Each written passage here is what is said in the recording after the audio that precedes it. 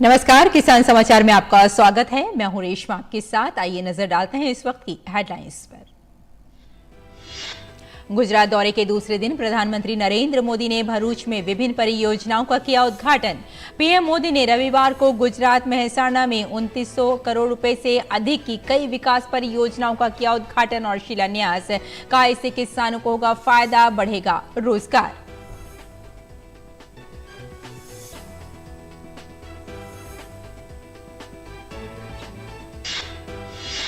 केंद्रीय गृह मंत्री अमित शाह ने रविवार को गुवाहाटी में पूर्वोत्तर परिषद की 70वीं पूर्ण बैठक की अध्यक्षता की। पूर्वोत्तर राज्यों के मुख्यमंत्रियों में से बाढ़ नियंत्रण, सिंचाई, पर्यटन, वनीकरण और कृषि के लिए नैसैक का भरपूर उपयोग करने का किया अनुरोध। कहा, प्राकृतिक कृषि और डिजिटल कृषि को मोदी सरकार दे रही है प्राथमिकता। मध्य प्रदेश में हो रही बेमौसम बारिश से फसलों को हुआ भारी नुकसान। मुख्यमंत्री शिवराज सिंह चौहान ने कहा, किसान भाई न करें चिंता, फसलों को हुई क्षति का सर्वे करने का दिया निर्देश।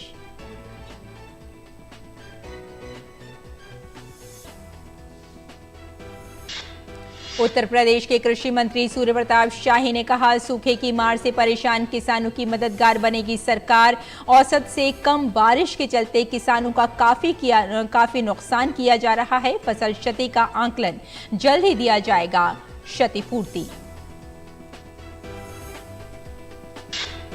देश के कई राज्यों में बारिश से बिगड़े हालात। मौसम विभाग ने उत्तराखंड, उत्तर प्रदेश, मध्य प्रदेश और राजस्थान में अगले 2 दिन भारी बारिश की चेतावनी दी। कई जिलों में स्कूल कॉलेज बंद। लगातार हो रही बारिश से ठंडा हुआ मौसम। और अब समाचार विस्तार से। प्रधानमंत्री नरेंद्र मोदी ने भरूच के आमोद में 8,200 करोड़ रुपए से अधिक लागत की विभिन्न परियोजनाओं का लोकार्पण और शिलान्यास किया। उन्होंने दहेज में रसायन क्षेत्र से संबंधित 4 परियोजनाओं का लोकार्पण किया, जिसमें विद्युत संयंत्र के साथ कास्टिक सोडा संयंत्र, विस्तारित कास्टिक सोडा संयंत्र, क्लोरोमेथेन का निर्माण की परियोजना, हाइड्रोजन हाइड्रेट संयंत्र शामिल है। इसके अलावा IOCL दहेज कोयली पाइपलाइन परियोजना, भरूच भूमिगत जल निकासी और STP कार्य तथा उमला आसा पनेथा चौड़ीकृत सड़क का लोकार्पण किया। प्रधानमंत्री ने जंबसूर में बल्क ड्रग पार्क और दहेज में डीप सी पाइपलाइन परियोजना की आधारशिला रखी। इसके अलावा अंकलेश्वर हवाई अड्डे के पहले चरण अंकलेश्वर एवं पनोली में बहुस्तरीय औद्योगिक शेड के विकास परियोजना की भी आधारशिला रखी। प्रधानमंत्री ने भरूच के वालिया, बनासकांठा के अमीरगढ़, दाहोद के चकलिया और छोटा उदयपुर के वानर में बनने वाले 4 जनजातीय औद्योगिक पार्क की भी आधारशिला रखी। साथ ही बनासकांठा के मुडेथा में एग्रो फूड पार्क, वलसाड के काकवाड़ी दांती में सी फूड पार्क और महिसागर के खांडीवाव में MSME पार्क की भी आधारशिला रखी। पूरी तरह से सौर ऊर्जा से संचालित देश के पहले गांव के रूप में गुजरात के मेहसाणा जिले का मोढेरा गांव स्थापित हो गया। प्रधानमंत्री नरेंद्र मोदी ने रविवार को इस बड़ी शुरुआत के मौके पर मौजूद रहे। बेजोड़ स्थापत्य और अद्भुत स्थापत्य वाला मोढेरा अब दुनिया में जलवायु परिवर्तन के प्रति जिम्मेदार गांव के रूप में भी जाना जाएगा। देखते हैं ये रिपोर्ट। ऐतिहासिक मोढेरा भारत का ऐसा पहला गांव बन गया है जो 2400 घंटे सौर ऊर्जा से संचालित होगा। बेजोड़ स्थापत्य और पौराणिक महत्ता वाला मोढेरा अब दुनिया में जलवायु परिवर्तन के प्रति जिम्मेदारी वाले गांव के रूप में भी जाना जाएगा। प्रधानमंत्री ने मेहसाणा में एक कार्यक्रम के दौरान मोढेरा की समृद्ध विरासत को नया आयाम देने की घोषणा की। मोढेरा के सूर्य मंदिर से प्रेरणा लेकर के मोढेरा सूर्यग्राम भी बन सकता है। ये दोनों एक साथ दुनिया में पहचाने जाएंगे और मोढेरा पर्यावरणवादियों के लिए दुनिया के मैप पर अपनी जगह बना लेगा। दोस्तों, भारत का विजन 2070 तक नेट जीरो कार्बन का है। मोढेरा में ग्राउंड माउंटेड सौर ऊर्जा संयंत्र और आवासीय और सरकारी भवनों पर 1300 से अधिक रूफटॉप सोलर सिस्टम प्रधानमंत्री के विजन को साकार कर रही हैं।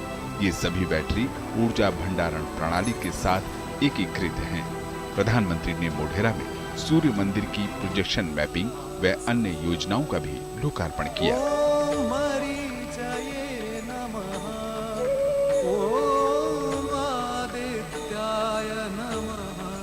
यही मोढेरा जिस पर भांति भांति के अनगिनत अत्याचार हुए थे, आज अब अपनी पौराणिकता के साथ आधुनिकता के लिए दुनिया के लिए मिसाल बन रहा है। भविष्य में जब भी सोलर पावर को लेकर के बात होगी, જ્યારે પણ દુનિયામાં સૌર ઉર્જાની વાત થશે એટલે મોઢેરા પહેલું નામ દેખાશે। प्रधानमंत्री ने मेहसाणा में 3,900 करोड़ रुपए से अधिक लागत की विभिन्न परियोजनाओं का लोकार्पण व शिलान्यास भी किया। जिन परियोजनाओं का लोकार्पण हुआ उनमें से मुख्य रही खेरवा से शिंगोड़ झील तक सुजलाम सुफलाम नहर परियोजना, अहमदाबाद मेहसाणा गेज परिवर्तन परियोजना, 511 करोड़ रुपए की लागत वाली साबरमती जगुदान खंड का गेज परिवर्तन, तेल और प्राकृतिक गैस निगम की नंदसन भू वैज्ञानिक तेल उत्पादन परियोजना, धरोई बांध आधारित वडनगर खेरालू और धरोई समूह सुधार योजना। हजारों करोड़ रुपए से अधिक के ये प्रोजेक्ट रोजगार के नए अवसर पैदा करेंगे, किसानों और पशुपालकों की आय बढ़ाने में मदद करेंगे और इस पूरे क्षेत्र में हेरिटेज टूरिज्म से जुड़ी सुविधाओं को भी विस्तार देंगे। प्रधानमंत्री ने बिचाराजी मोढेरा चनासमा राज्य राजमार्ग के एक खंड को 4 लेन का बनाने की परियोजना, उंजा दसज उपेरा लाडोल के एक खंड के विस्तार करने की परियोजना, सरदार पटेल लोक प्रशासन संस्थान मेहसाणा के क्षेत्रीय प्रशिक्षण केंद्र के एक नए भवन का भी लोकार्पण किया। प्रधानमंत्री ने जिन परियोजनाओं की आधारशिला रखी उनमें से पाटन से गुजरिया तक राष्ट्रीय राजमार्ग संख्या 68 के एक खंड को 4 लेन का बनाना, जोताना तालुका से चलसन गांव में जल शोधन संयंत्र का निर्माण, दूध सागर डेयरी में नया स्वचालित मिल्क पाउडर प्लांट और यूएसटी मिल्क कॉटन प्लांट की स्थापना, जनरल अस्पताल मेहसाणा का पुनर्विकास और पुनर्निर्माण शामिल है। प्रधानमंत्री द्वारा एक ओर जहां मौजूदा जलवायु परिवर्तन से निपटने के लिए मोढेरा गांव को सौर ऊर्जा चालित घोषित किया गया, तो वहीं दूसरी ओर परिवहन, पुनर्विकास और स्वास्थ्य के क्षेत्र में इंफ्रा विकास की परियोजनाओं की आधारशिला भी रखी। ये सभी विकास परियोजनाएं राज्य के विकास में अहम होंगी। अभिषेक सिंह के साथ ब्यूरो रिपोर्ट, डीडी न्यूज। और केंद्रीय गृह एवं सहकारिता मंत्री अमित शाह ने रविवार को असम के गुवाहाटी में पूर्वोत्तर परिषद की 70वीं पूर्ण बैठक की अध्यक्षता की। बैठक में पूर्वोत्तर के राज्यों के राज्यपालों, मुख्यमंत्रियों, उत्तर पूर्वी मामलों के केंद्रीय मंत्री जी किशन रेड्डी, उत्तर पूर्वी मामलों के राज्य मंत्री BL वर्मा सहित केंद्र और पूर्वोत्तर के राज्यों के विभिन्न विभागों के वरिष्ठ अधिकारी उपस्थित थे। अमित शाह ने पूर्वोत्तर राज्यों के मुख्यमंत्रियों से बाढ़ नियंत्रण, सिंचाई, पर्यटन, वनीकरण और कृषि के लिए नैसैक के आंकड़ों का भरपूर उपयोग करने और उनका फायदा उठाने का अनुरोध किया। उन्होंने कहा कि पूर्वोत्तर राज्यों के मुख्यमंत्री अपने राज्यों में नैसैक के लिए एक नोडल अधिकारी नियुक्त करें, जिससे इस मंच का अधिकतम और बेहतर उपयोग हो सके। अमित शाह ने कहा कि भारत की अर्थव्यवस्था वर्तमान में विश्व में 5वें स्थान पर है और इसे विश्व में दूसरे स्थान पर पहुंचाने में योगदान देने के लिए पूर्वोत्तर राज्यों द्वारा वित्तीय अनुशासन आवश्यक है। प्राकृतिक कृषि और डिजिटल खेती के महत्व पर प्रकाश डालते हुए शाह ने कहा कि मोदी सरकार के लिए प्राकृतिक कृषि और डिजिटल कृषि प्राथमिकता का विषय है और प्राकृतिक उत्पादों के प्रमाणन के लिए अमूल और 5 अन्य सहकारी समितियों को मिलाकर एक बहुराज्यीय सहकारी समिति बनाने पर काम हो रहा है। उन्होंने कहा कि ये सहकारी समिति इन उत्पादों के प्रमाणन के बाद इनके निर्यात को भी सुनिश्चित करेगी, जिससे इनसे होने वाली अधिक आय का मुनाफा सीधे किसानों के बैंक खातों में जाएगा। शाह ने कहा कि देश भर में 500 से अधिक प्रयोगशालाएं मिट्टी और प्राकृतिक उत्पादों की गुणवत्ता का प्रमाणन करेंगी। केंद्रीय गृह मंत्री ने कहा कि बाढ़ मुक्त और नशा मुक्त पूर्वोत्तर जैसे महत्वपूर्ण अभियानों के लिए मोदी सरकार प्रतिबद्ध है। बाढ़ रोकने के उपायों पर शाह ने कहा कि हाइड्रो पावर प्लांट का उद्देश्य केवल ऊर्जा उत्पादन नहीं है, बल्कि इनका उपयोग बाढ़ की रोकथाम में भी किया जा सकता है। इसके अलावा 271 वेटलैंड्स के आदर्श उपयोग से भी बाढ़ रोकने में मदद मिल सकती है। उन्होंने पर्यावरण संरक्षण के लिए पूर्वोत्तर राज्यों को सिंगल यूज प्लास्टिक के उपयोग से मुक्त रखने का अनुरोध किया।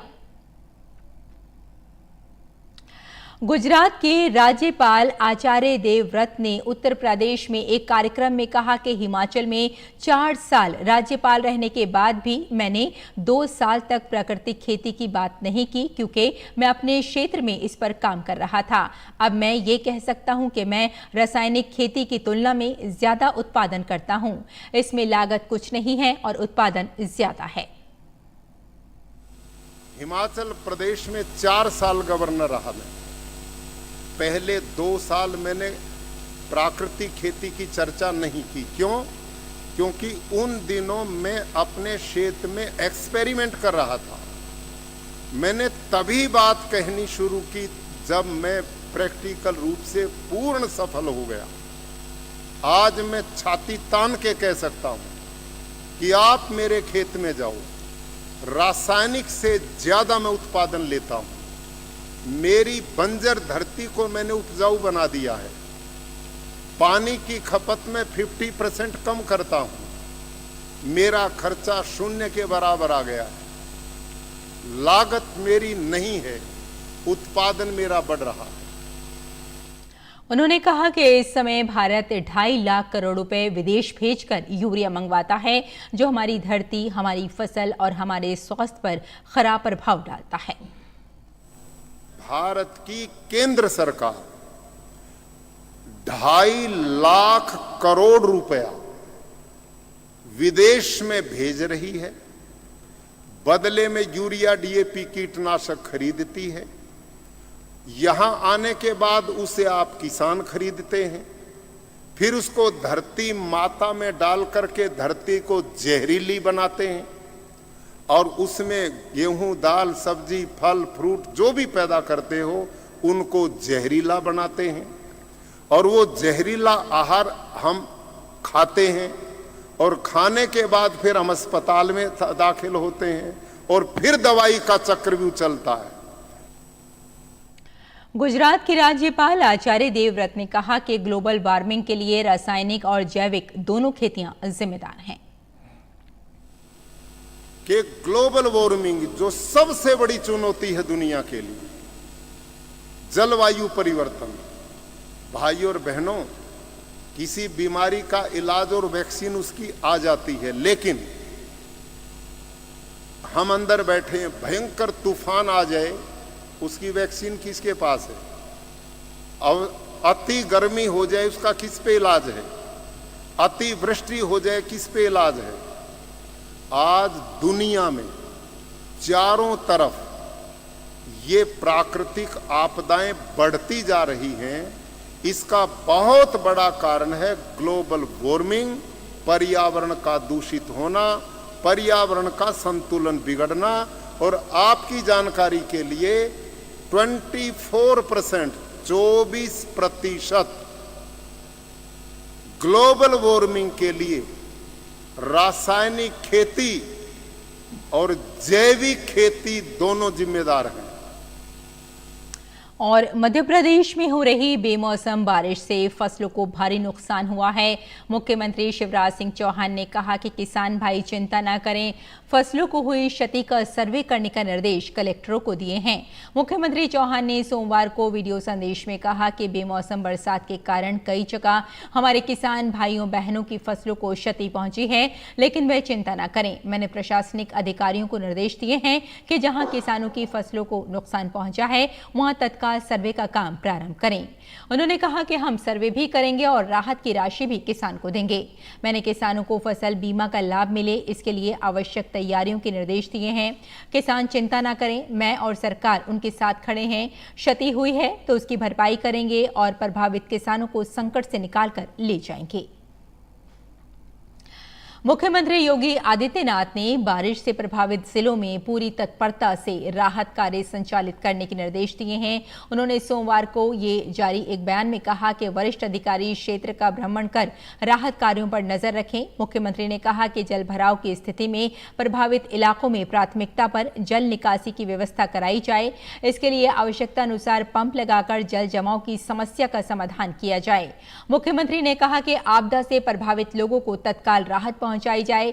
जनहानि तथा पशुहानि के प्रकरणों में पीड़ितों को अविलंब अनुमन्य सहायता राशि भी प्रदान की जाए। उन्होंने राहत कार्यों के संचालन के लिए राजस्व, पुलिस, पंचायती राज, ग्राम्य विकास, नगर विकास, चिकित्सा एवं स्वास्थ्य, पशुपालन सहित सभी संबंधित विभागों के अधिकारियों को सक्रिय रहने के निर्देश दिए हैं। गौरतलब है कि उत्तर प्रदेश के विभिन्न हिस्सों में लगातार बारिश हो रही है। प्रदेश की राजधानी लखनऊ में रविवार की शाम शुरू हुई बारिश अब भी जारी है। लखनऊ जिला प्रशासन ने नगरवासियों के लिए एक एडवाइजरी भी जारी की है। स्कूल बंद कर दिए गए हैं। प्रदेश के कानपुर देहात, बरेली, मथुरा, बहराइच जैसे करीब दर्जन भर जिलों में 12वीं तक के स्कूल बंद कर दिए गए हैं। और उत्तर प्रदेश के कृषि मंत्री सूर्य प्रताप शाही ने कहा कि सरकार सूखे की मार से परेशान किसानों की मददगार बनेगी। औसत से कम बारिश के चलते किसानों का काफी नुकसान हुआ है। फसल क्षति का आकलन किया जा रहा है। जल्द ही क्षतिपूर्ति दिया जाएगा। कृषि मंत्री शाही ने पत्रकारों से बातचीत के दौरान कहा कि मुख्यमंत्री योगी आदित्यनाथ के नेतृत्व में सांस्कृतिक व धार्मिक स्थलों का पुनरुद्धार हो रहा है।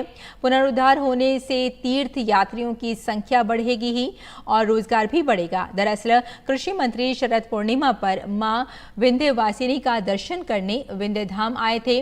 दर्शन पूजन कर देश की तरक्की की कामना की। तीर्थ पुरोहित धीरज मिश्र ने उनका दर्शन पूजन कराया। नगर विधायक रत्नाकर मिश्र कृषि मंत्री के साथ थे। सीओ ट्रैफिक अनिल कुमार पांडे व मंदिर प्रभारी सीपी पांडे सुरक्षा में डटे थे। वहीं भाजपा राष्ट्रीय उपाध्यक्ष रेखा वर्मा ने भी शरद पूर्णिमा पर मां विंध्यवासिनी की चौखट पर शीश नवाया। हिमाचल प्रदेश के ऊना में प्रदेश का पहला ड्रैगन फ्रूट प्रसंस्करण संयंत्र लगने जा रहा है, जिसने ऊना में ड्रैगन फ्रूट की खेती से जुड़े किसानों को अपनी फसल बेचने में किसी प्रकार की दिक्कत का सामना नहीं करना पड़ेगा। जिला ऊना के बेहड़ विट्ठल में प्रसंस्करण संयंत्र की स्थापना को बागवानी विभाग ने मंजूरी प्रदान कर दी है। विभाग ने इसके लिए लेटर ऑफ इंटेंट जारी कर दिया है। ऊना की प्रगतिशील बागवान एवं महिला उद्यमी रीवा सूद ने बागवानी विभाग को ड्रैगन फ्रूट प्रसंस्करण संयंत्र लगाने के लिए 1.65 करोड़ रुपए की परियोजना मंजूरी के लिए भेजी थी, जिसे विभाग ने मंजूरी प्रदान कर दी है। रीवा सूद को इस संयंत्र के निर्माण के लिए बागवानी विभाग की ओर से 35% अनुदान भी मिलेगा। किसानों को पारंपरिक खेती से हटकर ड्रैगन फ्रूट जैसे बेहतर आमदनी वाली कृषि एवं बागवानी से जुड़ने के लिए जिला प्रशासन ऊना किसानों को निरंतर प्रेरित कर रहा है। किसानों की आजीविका उपार्जन के लिए ऊना में ड्रैगन फ्रूट की खेती को जिला प्रशासन ऊना बढ़ावा दिया जा रहा है। मनरेगा के माध्यम से भी ड्रैगन फ्रूट लगाने को प्रेरित किया जा रहा है। मनरेगा के तहत जिला ऊना में अब तक 2700 ड्रैगन फ्रूट के पौधे लगाए गए, जिनमें से बंगाणा उपमंडल के तहत 2100 तथा गगरेट के ऑयल में 600 पौधे लगाए जा चुके हैं। उत्तर प्रदेश में लगातार जारी वर्षा से राज्य में जनजीवन बुरी तरह प्रभावित है। लगातार हो रही बारिश के कारण कई नदियों का जलस्तर लगातार बढ़ गया है। अयोध्या में भारी बारिश के कारण सरयू नदी का जलस्तर बढ़ गया है। रोहिन के बाद सरयू नदी भी अयोध्या पुल के पास खतरे के निशान को पार कर गई है। वहीं गोरखपुर में बारिश की वजह से राप्ती नदी का जलस्तर खतरे के निशान से ऊपर है, जिससे कई गांवों में बाढ़ जैसे हालात बन गए हैं।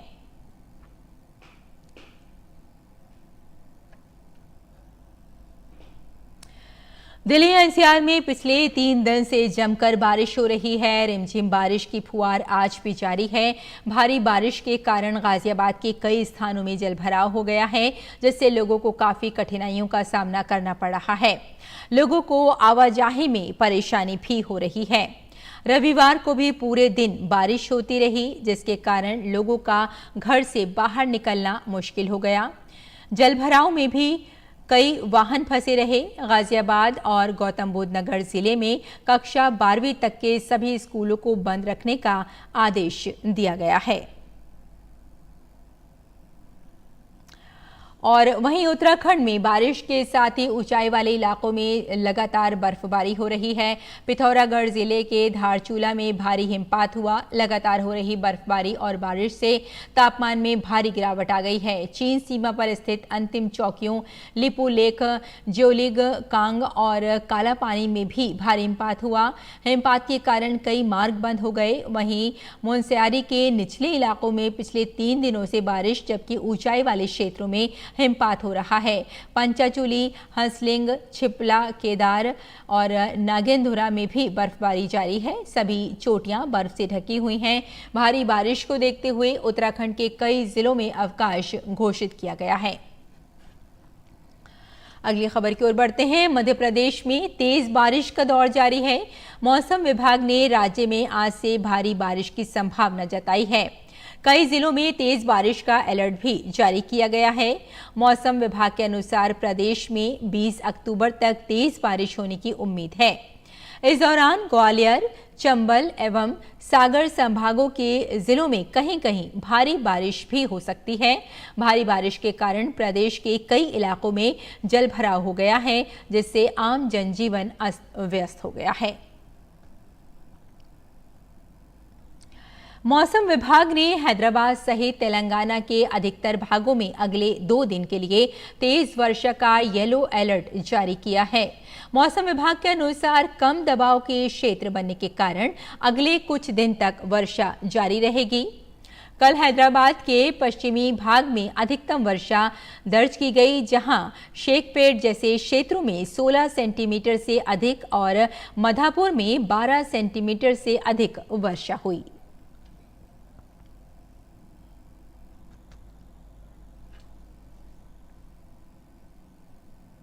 और आइए अब नजर डालते हैं कुछ और महत्वपूर्ण खबरों पर। खास खबर में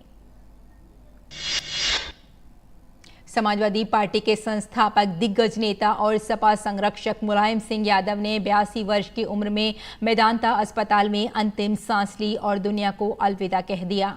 मुलायम सिंह 26 सितंबर से अस्पताल में भर्ती थे। नेताजी और धरती पुत्र नाम से जनता के बीच लोकप्रिय मुलायम सिंह यादव उत्तर प्रदेश के 3 बार मुख्यमंत्री रहने के साथ ही देश के रक्षा मंत्री भी रहे। राष्ट्रपति द्रौपदी मुर्मू, उपराष्ट्रपति जगदीप धनखड़ और प्रधानमंत्री नरेंद्र मोदी ने उत्तर प्रदेश के पूर्व मुख्यमंत्री मुलायम सिंह यादव के निधन पर दुख जताया है। प्रधानमंत्री नरेंद्र मोदी ने ट्वीट किया कि मुलायम सिंह यादव जी विलक्षण व्यक्तित्व के धनी थे। उन्हें एक विनम्र और जमीन से जुड़े नेता के रूप में व्यापक रूप से सराहा गया, जो लोगों की समस्याओं के प्रति संवेदनशील थे। जम्मू कश्मीर स्थित अनंतनाग जिले के टंगपावा इलाके में कल रात से शुरू हुई मुठभेड़ में सुरक्षा बलों ने 2 आतंकियों को मार गिराया है। पुलिस ने बताया कि टंगपावा में आतंकियों की सूचना मिलने पर तलाशी अभियान चलाया गया। मुंबई और नई दिल्ली में आगामी 28 और 29 अक्टूबर को 26/11 के आतंकी हमले के परिदृश्य में आतंकवाद निरोधक समिति की महत्वपूर्ण बैठक होगी, जिसमें संयुक्त राष्ट्र सुरक्षा परिषद के राजनयिक और सदस्य देशों के प्रतिनिधि भाग लेंगे। फिलहाल भारत संयुक्त राष्ट्र सुरक्षा परिषद आतंकवाद निरोधक समिति वर्ष 2022 का अध्यक्ष है। दिल्ली के लाहौरी गेट इलाके में रविवार देर शाम एक इमारत की छत ढहने की वजह से एक बच्चे की मौत हो गई, जबकि 10 लोग घायल हो गए। पुलिस के मुताबिक हादसे में 10 लोगों को रेस्क्यू करके निकाला गया है। घायलों को अस्पताल में भर्ती किया गया है। हिमाचल प्रदेश के आगामी विधानसभा चुनाव में पहले राज्य में सियासी माहौल गरमाया हुआ है। बीजेपी के तमाम बड़े नेता और केंद्रीय मंत्री हिमाचल प्रदेश का दौरा कर रहे हैं। भाजपा अध्यक्ष जेपी नड्डा के हिमाचल दौरे का दूसरा दिन है। विदेश मंत्री एस जयशंकर ऑस्ट्रेलिया के दौरे पर हैं। कैनबरा पहुंचे विदेश मंत्री का स्वागत बड़े ही अनोखे ढंग से किया गया। जयशंकर के स्वागत के लिए ऑस्ट्रेलिया के पुराने संसद भवन को तिरंगे की लाइटिंग से सजाया गया। तो किसान समाचार में फिलहाल इतना ही। अनुमति दी, नमस्कार।